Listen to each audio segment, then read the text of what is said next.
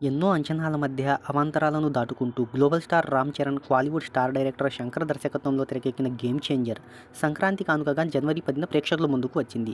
So ప్రపంచవ్యాప్తంగా కలెక్షన్లను తెలుసుకోబోయే ముందు ఒక చిన్న రిక్వెస్ట్, మన ఛానల్లోని వీడియోస్ చూసి నచ్చితే సబ్స్క్రైబ్ చేసి లైక్ కొట్టి షేర్ చేయండి. నటీనటుల రెమ్యూనరేషన్స్ అన్నిటితో కలుపుకొని వెంకటేశ్వర క్రియేషన్స్ బ్యానర్పై దాదాపు 450 కోట్ల భారీ బడ్జెట్తో గేమ్ చేంజర్ని నిర్మించారు దిల్ రాజు. చిత్రానికి రికార్డు స్థాయిలో బిజినెస్ జరిగింది. నైజాంలో 43 కోట్లు, ఆంధ్రాలో 75 కోట్లు, సీడెడ్లో 25 కోట్ల రూపాయల బిజినెస్ జరిగింది. ఒక్క ఆంధ్రాలోనే ఈ చిత్రానికి 100 కోట్ల రూపాయల బిజినెస్ జరిగింది. నైజాంతో కలిపి 145 కోట్ల రూపాయల బిజినెస్ను దక్కించుకుంది. ఈ నేపథ్యంలో 150 కోట్ల రూపాయల షేర్, 300 కోట్ల రూపాయల గ్రాస్ వసూళ్లను ఈ సినిమాకు బ్రేక్ ఈవెన్గా నిర్ధారించారు ట్రేడ్ వర్గాలు. రీసెంట్గా రిలీజ్ అయిన సినిమాలతో పోలిస్తే గేమ్ చేంజర్ కాస్త వెనకబడిందనే చెప్పవచ్చు.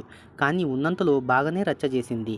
తొలి రోజు తెలుగులో 44 కోట్లు, తమిళ్లో 2.26 కోట్లు, హిందీలో 8 కోట్లు, కర్ణాటక ప్లస్ మలయాళం 36 లక్షలు, ఓవర్సీస్లో 4 కోట్ల చొప్పున ప్రపంచవ్యాప్తంగా 186 కోట్లకు పైగా వసూళ్లను రాబట్టింది.